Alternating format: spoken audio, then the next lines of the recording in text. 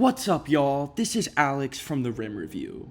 The Rim Review is a page that offers in-depth player analysis and gives nuance to the way you watch basketball. In today's episode, we're going to be going over some of the best plays to draw up in situations where you need a three. Now, these plays are not going to be ranked in a particular order, however, instead, they're going to be grouped based on the types of series. So all of our stagger plays are going to be together, all of the loop plays are going to be together, and so on. Now let's get started with one of my favorite three special actions out of a stagger series. Right here, we get in with a simple stagger action occurring right here. After this, the ball is being handed off right back to De'Aaron Fox. Now, De'Aaron Fox looks like he's going to be able to get into a ball screen with Sabonis. However, Sabonis is going to slip this and set a screen for Kevin Huerter, who gets a really open three with a three special. Now let's watch this play at full speed and break it down. So you have a stagger here, and now we're setting it again for Huerter. And here's why this works. First off, the stagger is a good initial action because it's going to force the defense to communicate and switch.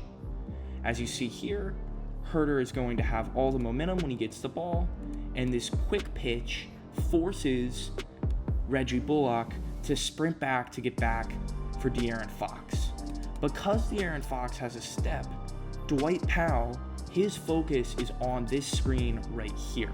He assumes that the screen is going to occur on Bullock, he knows that Fox has a step, and he's prepared to come over and play good drop coverage.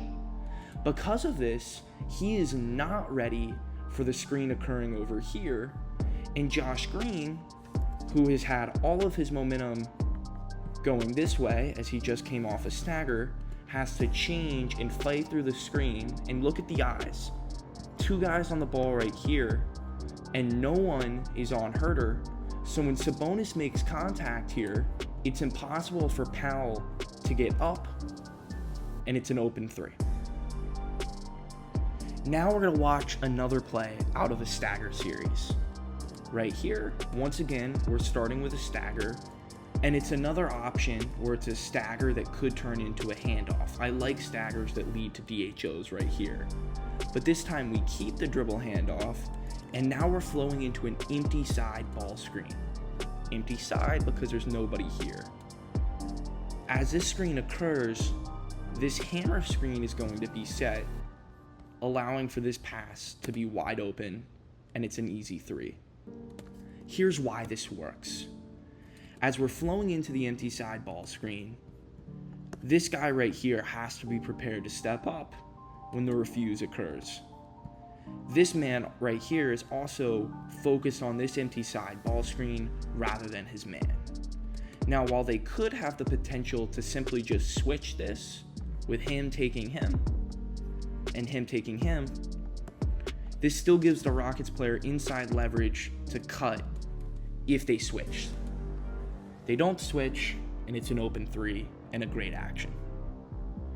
Now right here, it's not a stagger, although it's kind of like a high stag, as we're having two guys right here setting a screen away from the ball. Once again, it's a dribble handoff at the top of the key. And now we look right here. You think that they're setting up an elevator action, as you see two defenders right here, or two offensive players being prepared, and you would think that maybe something could occur here, but instead we're coming back up, and it's an open three-point opportunity. Now right here, we're looking at another action. So right here, it looks like we're just trying to get some kind of action with John L. Davis having the ball. But why this play works is because Oumar Ballo is in a really deep drop. He's a slower footed big, so he's not able to come up high enough to provide help when this screen is set on Caleb Love. By cutting to this corner here, it's going to take Kylan Boswell out of the play. And so as we can see now, this screen is set and Caleb Love has no help. And they're going to have to live with this, because if Ballo were to come and step up, this is going to be an easy one dribble pocket pass, and it's a dunk. Instead, we get an easy 3. Let's watch this at full speed and just appreciate really good basketball. And this is important when it comes to scouting. Notice that centers sometimes like Ballo won't come up, and plays like this will work. Right here, we're going to get into another action. So we're starting off with a double drag with 2 screens on the ball. And then right after that, we're just flipping it, and it turns into a flare screen, and it gets Gary Trent a look for 3. The 77 into a flare screen is really fun. Now we have a pistol action as these 3 guys are at the wing, and this is just an easy pistol rescreen. Similarly to how Umar Ballo, most bigs just don't play up that high, so when you have this rescreen occur, Jalen Duren just isn't high enough to provide help, so as long as you make contact, it's open. And the rescreen works because the defender is fighting this way to go under in order to make sure that the flare isn't open. And so when you have all your momentum going this way, it's tough to change directions. And look at this. He slides an extra half a step, and it allows Ian Jackson to make contact, and we have a really open 3, and it's a great look. I also like the fact that there's just a little bit of an interchange occurring between these guys right here. It's not really part of the play, but it occupies the defense. This guy also has to be low in case there's a drive, and it all works out for an open look. Right here, we're in another play. As we have, first off, we're gonna slip this screen, and now it's going to become a 2-it action when we're setting a down screen for a 3. I think slipping screens to then go set another down screen is a great option, and it works well, and it's a really great look. Right here, we're starting off with a loop series or an Iverson series, depending on what your team calls it, as you have 2 screeners right here, and you loop over the side, and now pretty quickly this loop is becoming, with multiple screeners here, a really nice stagger play. And what's good about it is you see the defense tries to cheat it and go here, and we're just gonna bump back and go to the corner instead, and Malik Hall does a great job making contact on the screen, and it's an open look. Let's watch this again at full speed.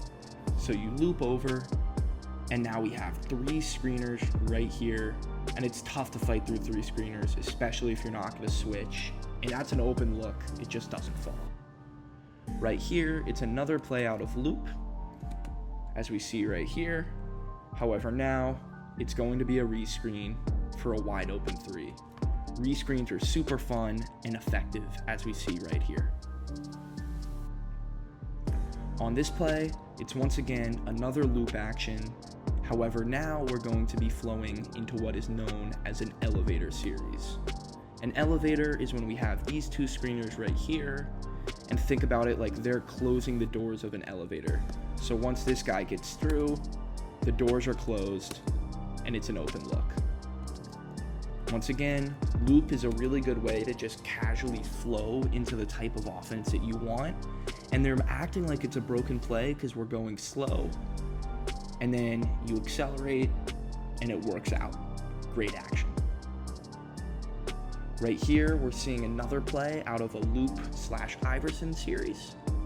So we're having these 2 screeners right here.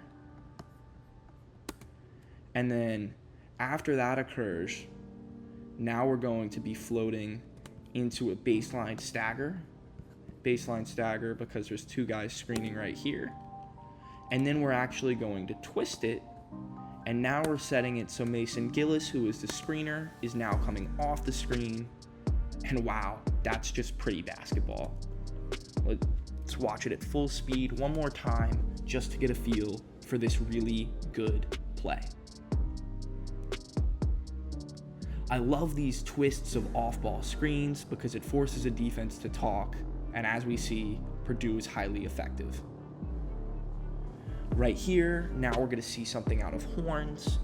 Once again, Jokic hands it off, and this is really simple. Every high school team has an elevator play like this. It's super effective and fun. Hand it off and let Jamal Murray cook. Tick, tick. Oh, He didn't make it, but still a great play. Overall, I hope that you enjoyed these 3 special plays. These are really fun actions to involve, and every team needs to have plays for need 3 situations. If you liked this video, comment and subscribe, and we'll be posting more X's and O's videos every week. Once again, thank you for watching an episode of The Rim Review.